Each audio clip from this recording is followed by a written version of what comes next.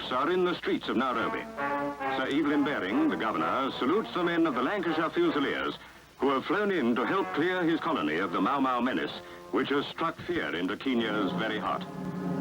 On October the 20th, 1952, the government of Kenya, supported by 40,000 white settlers and the British Army, declared war on 6 million Africans, and on the Kikuyu people in particular. The governor of Kenya announced that due to the widespread activities of the Mau Mau society, he'd been forced to declare a state of emergency.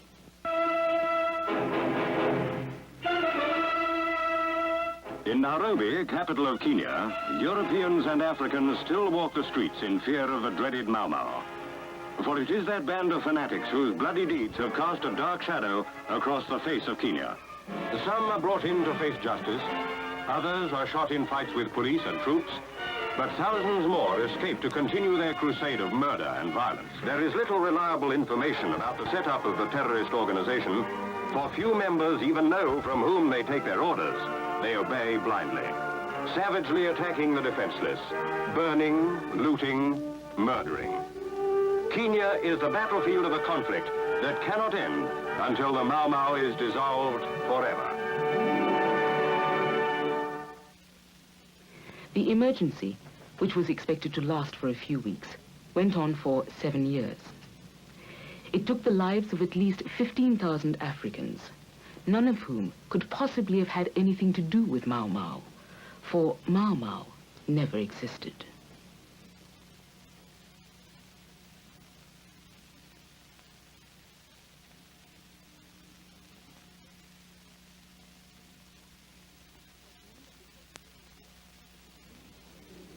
At the end of the Second World War, Kenya's Africans were impatient with colonialism.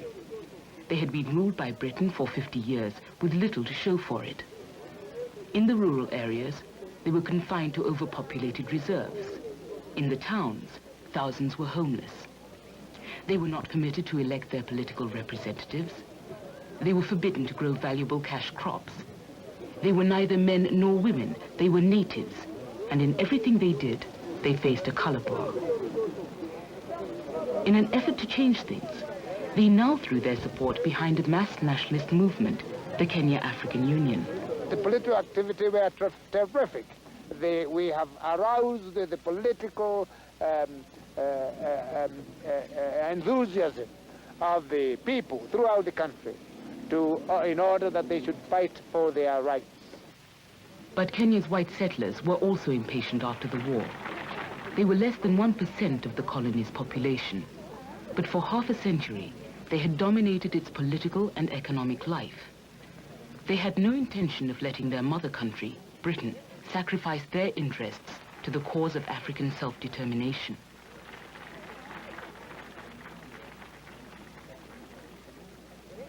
Their objectives was to hold on to Kenya, which had the largest European population amongst the 3 East African states, and to make this a white man's country. That was their objective. It was the objective of the settlers, and they were supported by the British government. When you consider that the people here in Kenya, the masses of the Africans here in Kenya, are probably roughly about the same stage Great Britain was 500 years ago, we do not think that normal forms of democracy are suitable. In the face of the intransigence of the settlers and the indecisiveness of the British government, the moderate policies of the KAU, or COW as the Kenya African Union was known, seemed to be making little headway. COW didn't want to provoke this situation at all. We thought by the normal democratic methods we will get our way. In other words, what we were asking for in this was just really human justice. We asked for more representation in Parliament. We asked for more money on education, agriculture, and so on.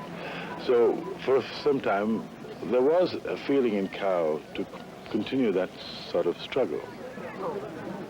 And the others who said, no, this is not going to work, let's fight it out. One of those who was prepared to fight, if necessary, was Solomon Memia. He had been in politics since the mid-1930s as a leader of the Kikuyu Central Association. When this party was banned in 1940, Memia took it underground and helped carry it through into the post-war period.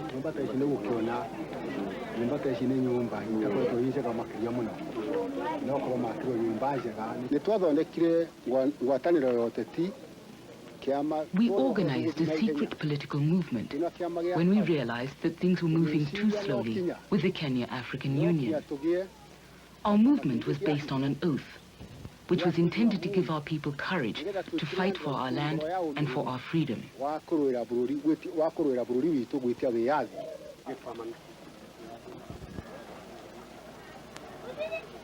The first oath that members of the underground movement were required to take was known as the Oath of Unity.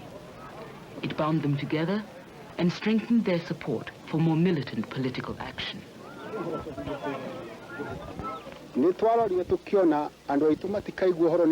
We used an oath to help people understand what the struggle was about.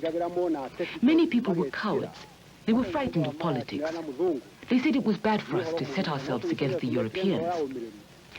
We decided to put courage into them, and to do this, we had to give them an oath and tell them, we want you to be ready to die fighting for this land, fighting the white man until he stops ruling us, until the land he has stolen comes back to us.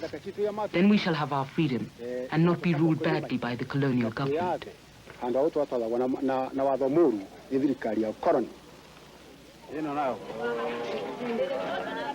The underground organizers embarked on a campaign to unify the entire African population.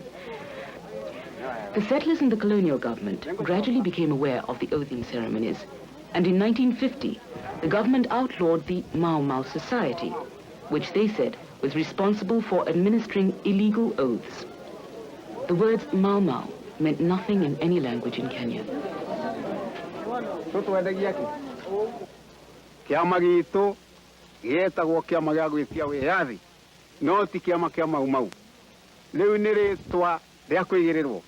We knew ourselves as the Kiama Jia Kutia Wiathi, the Freedom Struggle Association. Mau Mau was a name coined by the Europeans to discredit the movement and to confuse the waverers. There was no such thing as Mau Mau.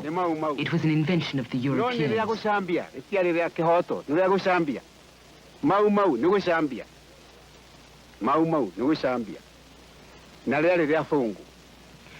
To the settlers and to their allies in the colonial government, the Kenya African Union and Mau Mau were one and the same, and Jomo Kenyatta, COW's president, was the leader of both. Kenyatta, however, had little or nothing to do with the organization of the underground movement. He was its symbolic leader, but he stood back from the methods it was prepared to employ. COW is not a fighting union that uses fists and weapons, Kenyatta told his followers. If any of you here think that force is good, I do not agree with you. Remember the old saying that he who is hit with a club returns, but he who is hit with justice never comes back. In 1952, the settlers refused to believe a word Kenyatta said. He was the symbol of everything they loathed, the focus of everything they feared. At one point, they even called for his liquidation. By the middle of 1952, hundreds of thousands of Africans, mostly Kikuyu, had taken the Oath of Unity.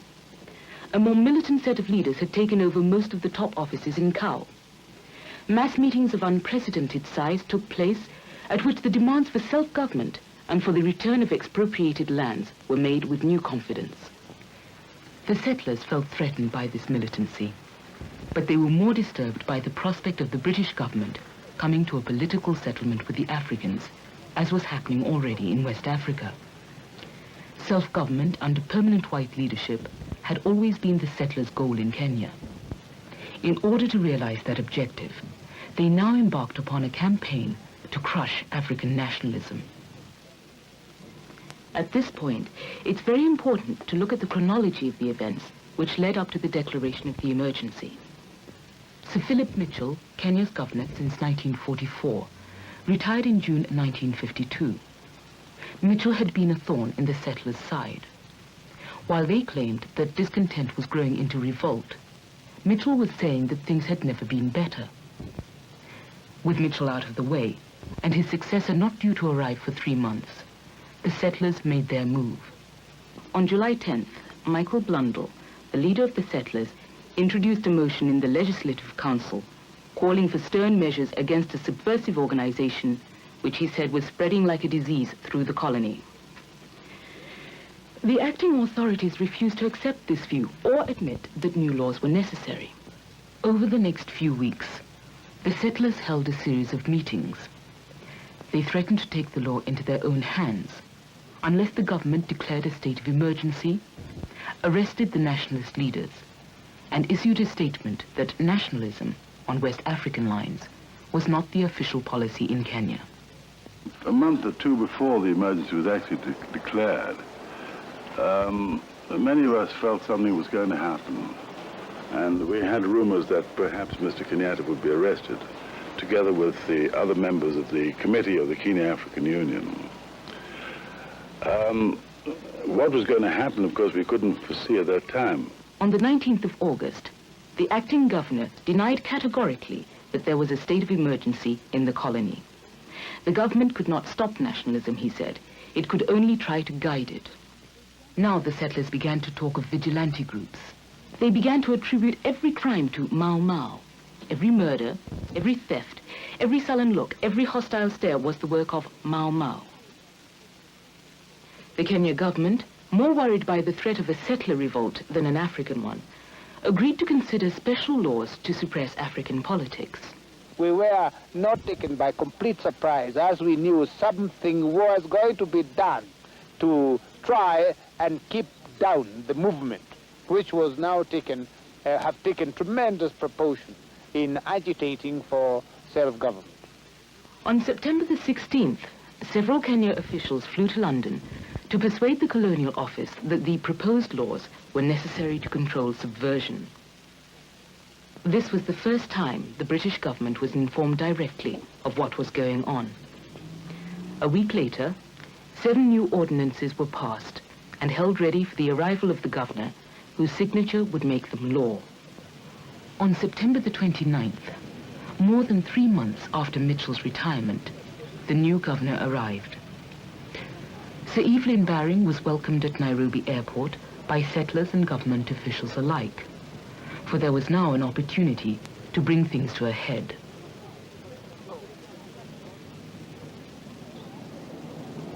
On September the 30th, Baring was sworn in as governor. On October the 3rd, he signed the new legislation. He was then taken for a brief tour of the rural areas where Mau Mau was allegedly operating.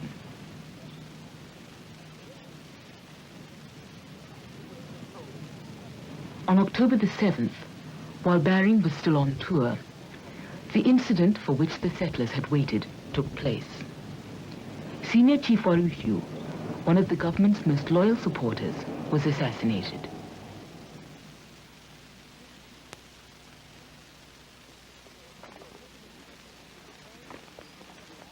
On October the 9th, Baring returned to Nairobi. He immediately cabled the Colonial Office, requesting permission to declare a state of emergency. The movement has many heads, Baring wrote. We are dealing with a hydra. It is now abundantly clear that we are facing a planned revolutionary movement. If the movement cannot be stopped, there will be an administrative breakdown, followed by bloodshed amounting to civil war. European farmers are very reasonable, but all indications are that there will be a planned assassination of Europeans. Reprisals will then be absolutely inevitable. At this point, 10 days before the emergency began, not one European settler had been killed.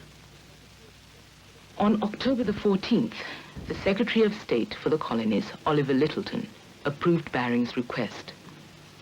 First the Kenya government, and now the British government, had in effect accepted the settlers' concept of Mau Mau.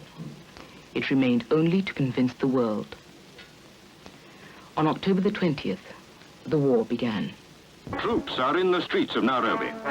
Sir Evelyn Baring, the governor, salutes the men of the Lancashire Fusiliers who have flown in to help clear his colony of the Mau Mau menace, which has struck fear into Kenya's very heart.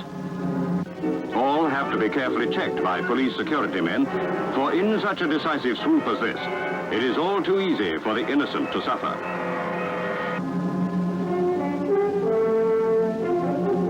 Nairobi police have been supplemented by hundreds of civilians, many of them women, to help round up the Mau Mau bandits. Radio-controlled cars with armored vehicles are used to carry out the army's plans for bringing in all suspects. More than 3,500 have been arrested already. It is difficult to describe the sense of relief which overcame me, Michael Blundell later wrote. I felt as if a great load had been lifted from me, as I thought of the pressures which we had exerted earlier and the uncooperative way in which they had been met. All who carry the mark of the Mau Mau must be hunted out so that peace may come to this troubled colony.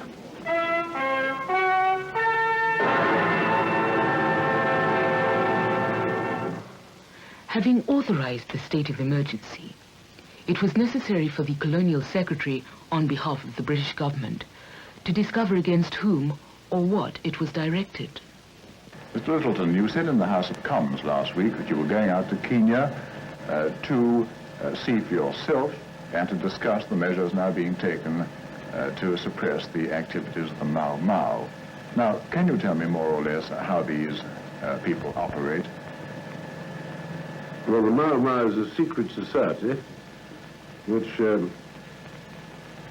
enforces membership by compelling, very often compelling people to take these oaths, and that's how it's built up its membership. Now, how many of the 5.5 million Africans in Kenya are members of the Mau Mau? It's impossible to say. There's some estimates put it as high as 100,000 out of 5.5 million, and some much lower. And of course you can't tell how many of the, say, 100,000 are voluntary members or how many have joined from intimidation. We had made representations a week after the Colonial Secretary, Oliver Littleton, came here to have talks with him. We met the governor and the Colonial Secretary. The governor at the time was Sir Evelyn Baring. And that was a very futile interview because I think they'd made up their minds before they saw us as to what would be the answer. They wouldn't argue anything with us. We had made several proposals. And one of the most interesting things about that, the last memorandum submitted by the Kenya African Union at that meeting, we never asked for independence. We asked that half the legislature should be African and the other half non-African. We asked for the elimination of the color bar. We asked for more educational facilities. We asked for more money to be spent on African agriculture, but we did not ask for independence. It was all thrown overboard. Mau Mau is not a child of economic pressure, Mr. Littleton told the House of Commons on November the 7th. It feeds not on economic discontent, but on a perverted nationalism and a sort of nostalgia for barbarism. When Mr. Kenyatta was arrested and the emergency was declared, and this persecution of the people meted out by the British government, British forces that were here, that made the people even more determined to continue the fight and to pursue the fight using force. We had no other alternative. For the next 7 years, the central province of Kenya was sealed off from the outside world. No one could leave or enter it without an official permit. The Kenya government was thus virtually free of public scrutiny of their conduct of the war. They closed down the Kikuyu independent schools, depriving 30,000 to 50,000 children of education. They permitted the settlers to expel tens of thousands of Kikuyu laborers from farms in the highlands and repatriated them to the already overcrowded reserves. They activated the Kenya Regiment and the Kenya Police Reserve, both manned by settlers.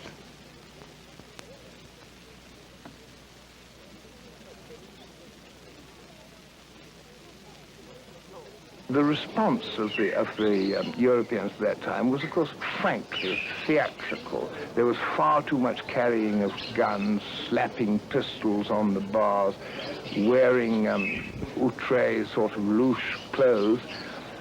At the time, we called them the Kenya cowboys, and of course they loathed that, but that is exactly what they were. While they were terrified, in one sense, they were profiting by the situation in another, in that all the extrovert nature of the old-fashioned Happy Valley Kenyan was able to find its expression by the carrying of the six-shooter on the hip, the slamming of doors, the sort of general John Wayne behavior of everybody in the country. I remember myself when I was in Athaya, which is in the southern half of Nyeri district, and I'd only been in the country a few months, hearing that the police officer in the next door division, which was in another district, had lined 5 people up against the wall and shot them. I wrote a letter complaining about this to the district officer in Nyeri, and was informed that he had passed my letter to the district commissioner in Fort Hall. And that was the last I heard of it, and no one heard any more about that particular incident. I remember, too, the son of a very liberal Kenya European. He was in the Kenya regiment, and he came to my office in Nyeri and proceeded to kick onto the floor a hapless Kikuyu with the announcement that this person had taken the oath, and what was I going to do about it? I'm merely speaking of these 2 incidents as symptomatic of something which was much graver, and this was, I think, there's no doubt about it, systematic torture and brutality and an attitude of shoot to kill, which was endemic, certainly, in the central province for the first year and a half of the emergency. The oppression was very bitter, I can assure you that. British troops at one time were paid a gratuity for every Mau they killed, and they had to bring in the man's hand to prove that they had killed a man. And apart from British troops, the local settlers took the law in their own hands, formed themselves into groups with their guns, and went out shooting people out of hand.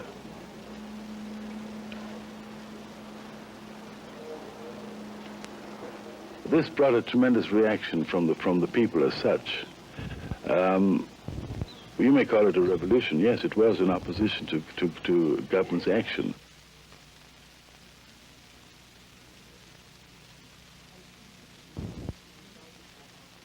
I speak the truth and vow before our God, and by this Batuni oath of our movement, which is called the movement of fighting, that if I am called on to kill for our soil, if I am called on to shed my blood for it, I shall obey, and I shall never surrender.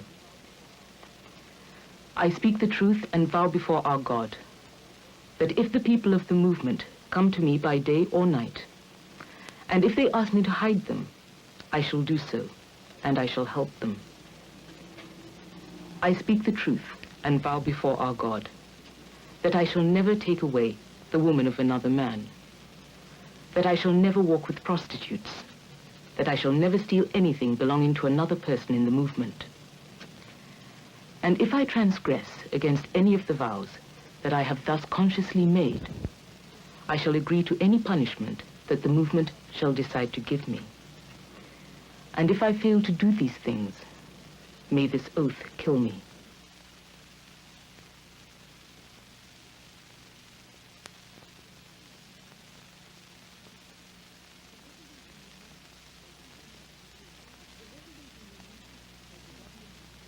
The revolutionary movement that the government had claimed existed in October had been created within 4 months by the very measures designed to suppress it. Thousands of men and women reacted to the oppression by moving into the forests of Mount Kenya and the Aberdare Mountains to become not Mau Mau, but the Land Freedom Army. We believed that Kenya was our country, and we had the right to rule ourselves and not to be ruled by foreigners. And we believed that the white settlement in the highland, which was set aside exclusively for the white settlers, was our own land.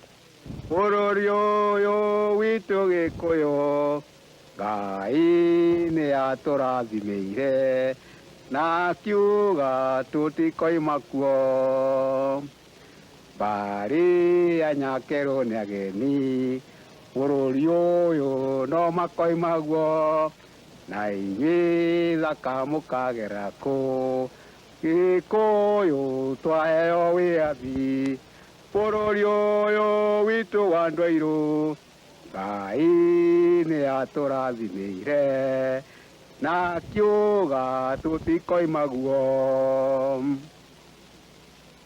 to get arms for the people who were fighting. We had to organize raids, not say raids, we had to rob these arms actually and ammunition from various police stations and so on and supply them to the people who were fighting. We had to supply food to them.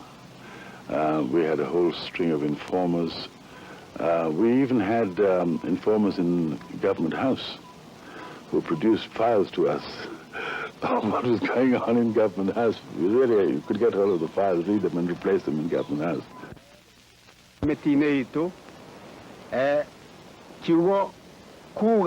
our Central Committee, we had a slogan, Kuga na kweka, say and act. This meant that once you promised to do something, you must do it, whatever the consequences. If you were ordered, go and bring the head of so-and-so, you would do it without questioning. Whatever you were ordered to do, you obeyed. That was the real meaning of say and act. A lot had been spoken, but little had been done. Now it was the carrying out of the promises that was important to us. It was action that meant something, not words. Say and act.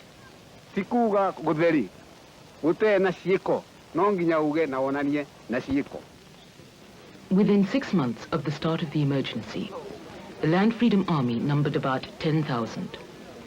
They were actively supported by hundreds of thousands of peasants in the settled areas surrounding the forests. Armed only with homemade or stolen weapons, they quickly took the offensive. They attacked police posts, loyalist villages, British Army units, and occasionally white settlers.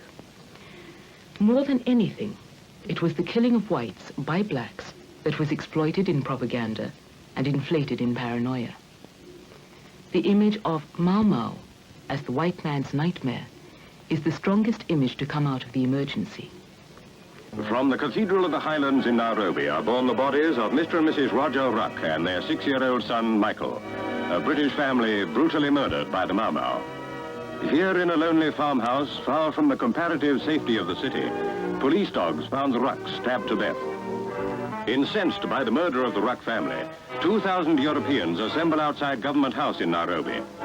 Mr. Michael Blundell, leader of the European elected members, a body formed by the white settlers, strongly criticizes as ineffectual the present action being taken by the government. The feeling runs high among the settlers, for it is the ultimate aim of the Mau Mau to drive them all from Africa. Refused audience with the governor, Sir Evelyn Baring. The demonstrators attempt to storm Government House.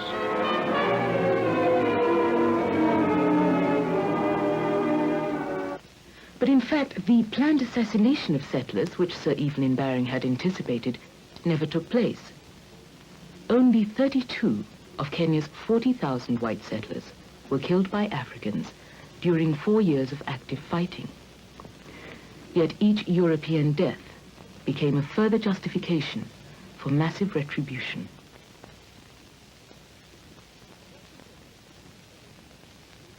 What the settlers had once elevated to the status of a revolutionary movement, they now debased into something so evil that it was worse than the evils required to eradicate it.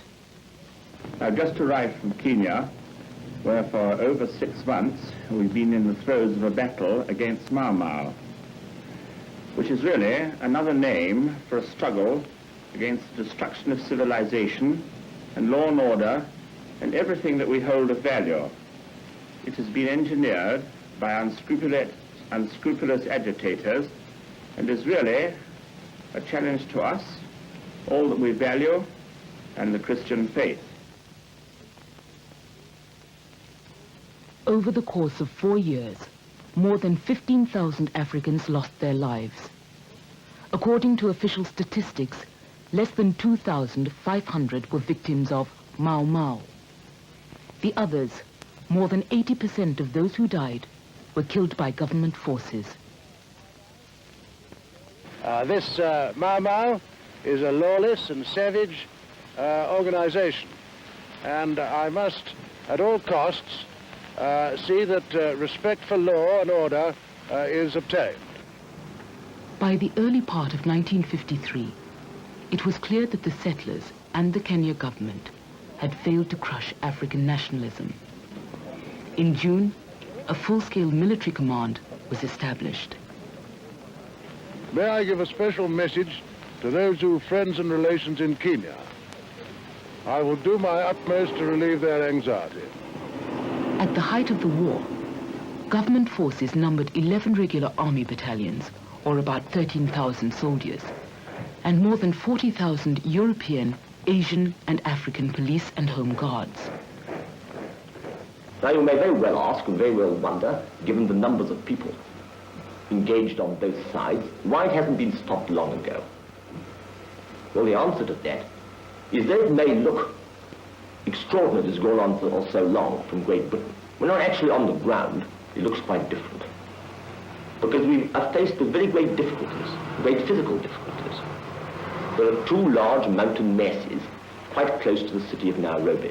One round Mount Kenya, the other mountains called the Aberdares. Each of them is covered with forest. A very dense forest indeed. It's just as dense as what I imagine the Brazilian jungles are. And the Kikuyu were a forest people long before Europeans ever arrived in East Africa. Kikuyu, that is to say, who are in Mau Mau, operate from those forests and have to be sought and have to be chased in them. That's our great difficulty. In order to control the Kikuyu, who provided the overwhelming majority of the Land Freedom Army, the colonial government herded more than 1 million people into some 800 fortified villages. Here they were subjected to 23-hour curfews, forced labor, and constant surveillance. As everybody knows, there have been Europeans who have been killed, there have been Asians who have been killed. But by far the greatest number of sufferers, by far the greatest number who died as a result of this movement have been Kikuyu. So the thing has become, in a way, a Kikuyu civil war.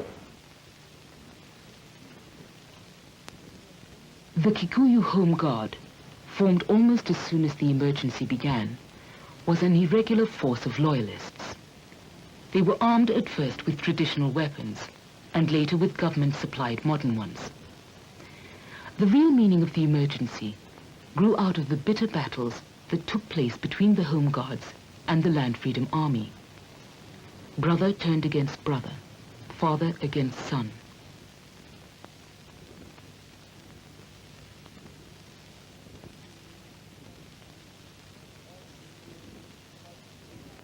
As the fighting grew worse and worse, then there was a time when we were completely cut off and we had no communication even with our wives or our children, or even with our other forest fighters or sympathizers anywhere. In the end, it was the mass roundups of Africans in trading centers and urban areas that broke the Land Freedom Army's chain of supply and manpower. The police and the army swooped and arrested indiscriminately, removing their victims to hastily erected detention camps scattered around the country. Throughout the emergency, any African was liable to be arrested anytime, any day, anywhere. In April 1954, this policy culminated in Operation Anvil, when the colonial government was prepared to screen every African in Nairobi. More than 20,000 were detained.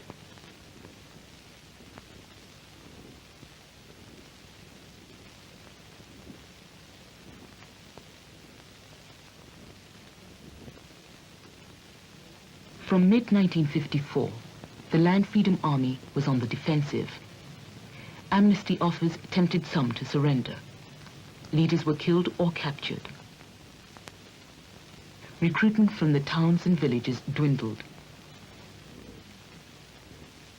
In October 1956, exactly 4 years from the start of the emergency, Field Marshal Dedan Kimathi, overall commander of the Land Freedom Army, was captured. To the colonial government, the emergency was a war against criminals, and Kimathi was the arch-criminal. He was sentenced to death and hanged in February 1957. one of the last of the 1,068 Africans officially executed during the height of the struggle. On average, there was a hanging nearly every day for 4 years. We thought that we had lost the battle with the capture of Dedan Kimathi, because he was the only outstanding person, the spokesman of the forest fighters. Now, with his capture and his death, then that was the death of the revolution. That is the military side of it. The other side of it, which is really equally important, perhaps more important, is that all the people, the Kikuyu people and others who've been supporting Mau Mau, have got to be completely and utterly disillusioned. And that could take a long time. The battlefield now moved from the forests into the detention camps, from military to psychological warfare. More than 200,000 men and women had been arrested or detained during the emergency. At the end of 1956, some 30 to 40,000 were still in custody. Some behind wire are fanatics, men who have taken degrading and beastly oaths, which put them beyond the pale of human society. Others, only tainted with subversive doctrines, are being shown the error of their ways and are slowly being rehabilitated. Mr. Breckenridge, what do you see as the main aim of your rehabilitation work? The main aim is to try and bring these rather fanatical people back to normal life, to clear the Mau Mau out of their system and bring them back to normal, decent, civilized people again. The Europeans were convinced that Mau Mau was not politics, that it was not a political movement. As a result of being convinced of that, they had to find something else which it was. They believed that the oath which the Kikuyu took turned them into people who were no longer really human, but were animals. And in order to persuade them that they were no longer animals, they would have to be rehabilitated. And the first thing you would have to do in good old devil exorcising fashion was to confess your oath, to spit it out, to spew it out of your system. Then you were clean and new again, and you could be rehabilitated, you could be taught the correct approach to political development in Kenya. Now, one of the worst things about the rehabilitation system was that it was held by the government that a short, sharp shock was needed for someone to confess his oath. And this short, sharp shock could only be given through violence. And so I vividly remember once when I went to the Mwea camps when the government had asked me to take over as rehabilitation officer, meeting the prison officer in charge, Superintendent Cowan. And he said to me, "Come on, let's go and have a look at it. It's all just like a good, clean rugger scrum." In Marira Works Camp, we were taken from our cages early in the morning and spent the whole day under beating torture, forced to sing ridiculous songs. Detainees there looked mad, like those taken to Mathari Mental Hospital. It was so atrocious at Marira that 2 people were beaten to death during the time I was there. But what made it even worse was that the warders went on beating the bodies even after they were dead. Not only was this inhuman, it showed the whole stupidity of the rehabilitation orgy. We were treated in ways that no man would dare to treat an animal. We were told that we must confess in order to go through the pipeline. And if you refused, you were regarded as the worst type, a hardcore. A number of people resisted the pipeline, but many more succumbed to the extreme measures of torture. I was one of those who failed to go through the pipeline. I was too thick, as they said, and I was sent to Hola camp.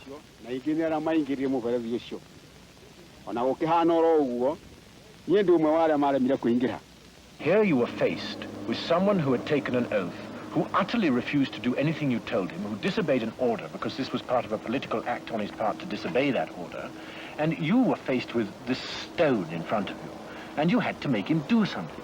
So you hit him, you punched him, you screwed him, you did anything you could to him to try and make him say, "All right, I confess." Why do you think they confess to their past crimes? Well, it's very difficult to say. Even myself, I wonder sometimes how they do confess. Because this oath, the second oath, is one that if they do confess it, this oath can kill them. And it's really amazing how they do confess. I just don't really know how it is. How few of them, or how many of them, refuse finally to confess and thus be released? Up to now, we've only got one. We've had approximately over 700 in this camp. One out of the total? One out of that total 700. If a camp was far away from Nairobi, it was more likely that things could get out of control. If it was near Nairobi, perhaps the Red Cross might be taken to it, someone might come and inspect it, you had to be more careful. But basically what we must remember is that people died, many people died, as a result of the violence administered. Testicles were screwed off, people were punched silly, they were given cold water treatment, they were given electric shock treatment. Practically anything that you or I could think of was, in fact, probably in use in Kenya in one or other camp. And do you have a great deal of success with your work? Lord, we're having about 80% success.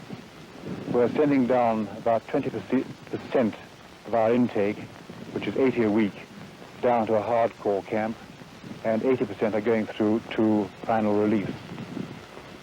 And do you think that your rehabilitation produces really lasting results? Yes, we do. How confident are the European settlers in the redemption of Mau Mau? I asked this coffee planter if he now employs any. Not that I knew of until today, when my head boy told me I'd got 5 ex-detainees.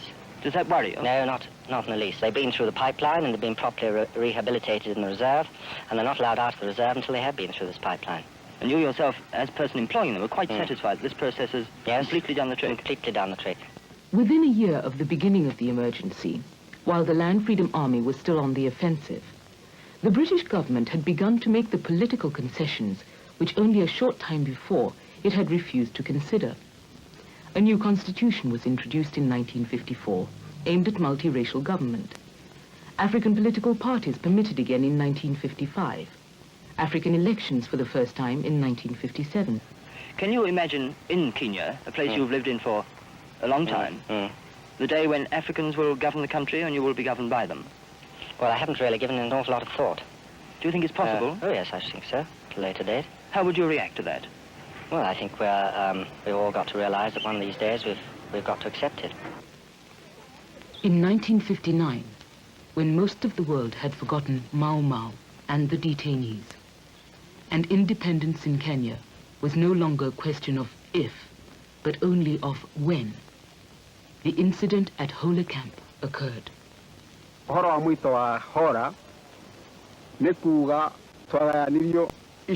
the day of the infamous Hola massacre, detainees who were there and who were regarded as irreconcilable, or the hardest of the hardcore, were divided into 3 groups. One group was sent to the kitchen. The second group, of which I was a member, was sent to the dispensary for treatment. And the third group was taken to dig on the land, something we had always refused to do. Each of them was given a spade, a basin, and a hoe, and they were broken down into groups of 5 each. They were taken into the bush and ordered to dig, but they refused. And they were whipped and beaten, whipped and whipped, until 11 of them died. It was the greatest of brutalities, for among those who survived, none escaped permanent injury. Then, after causing helpless men to be beaten to death, the colonial government put out the lie that they had died from drinking poisoned water. An investigating team was set up, and the truth came out. Following this incident, the British government was rocked out of its stupor, for it realized that the settler government in Kenya had always been lying.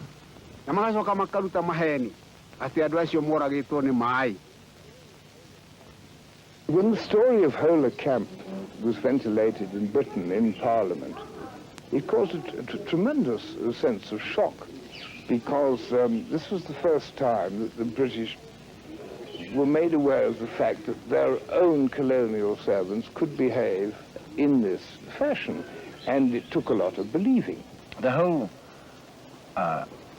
philosophy and theory of rehabilitation in Kenya was based on the fact that Mau Mau was not political. This was proved wrong at Hola.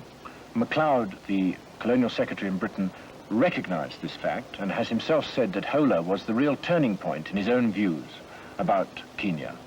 And the 100,000 people who went through this short, sharp shock, who were in various ways brutally treated, I think it is a very remarkable thing that they bore no grudge in the long run for what was really a very black page in British colonial history.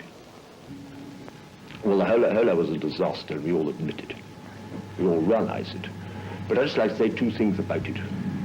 One was the people who were concerned with Hola were the same people who were concerned with what was another rather remarkable feat of recovery, which was getting over 70,000 Mau Mau detainees out of the camps, back into ordinary life, without any disturbance to law and order.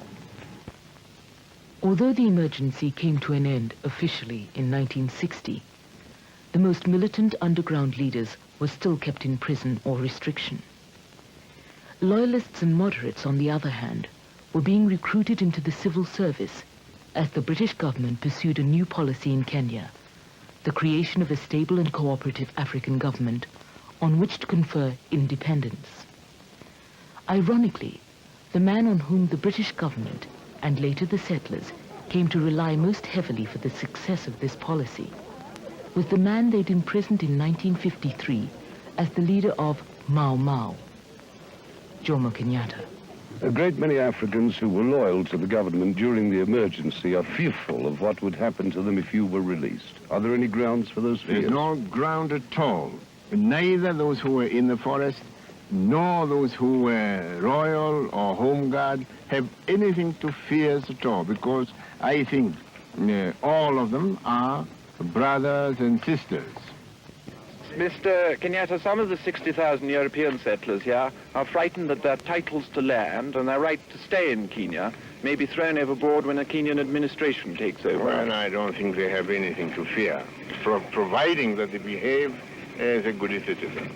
Have you found that since independence things have gone as badly as you expected or better than you expected? Oh, they've gone better than I expected. On the whole, since independence, have things gone better or worse than you expected? Oh, far better. They've gone infinitely better than I thought they would. And who do you give the credit for that to? To Jomo Kenyatta and his government. They've been an extremely stable government.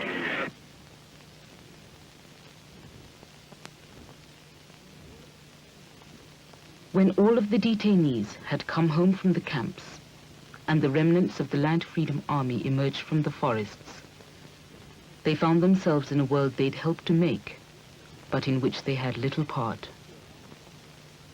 I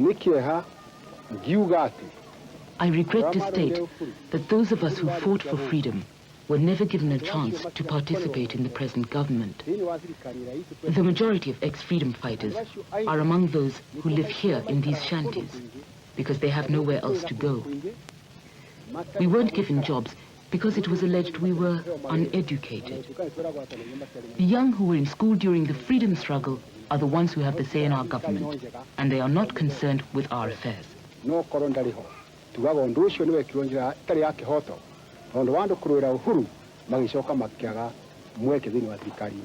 we still say that our government is good because Mzee Kenyatta is there. But if he were not there, we would say that justice has not been done to those of us who fought for freedom.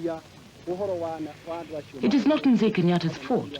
It is the fault of these young men who joined the government and undertook its leadership.